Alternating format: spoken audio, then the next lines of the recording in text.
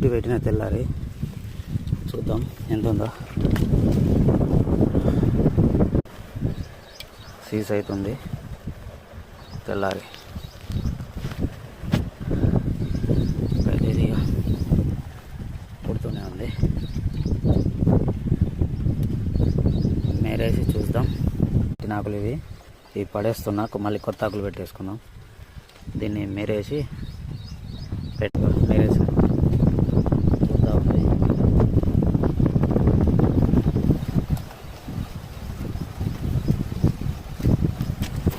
కొత్త ఆకులు తెచ్చేసాను, ఇవి పెట్టేసుకున్నాం. ఆకులు అయితే కట్టేశాను. ఇప్పుడు మళ్ళీ యాక్చువల్గా ఇది పీస్ ఎక్కించేసి మళ్ళీ కుండ పెట్టేసాను. ఇక ఇది సాయంత్రం అయితే ఉడవాలి మళ్ళీ.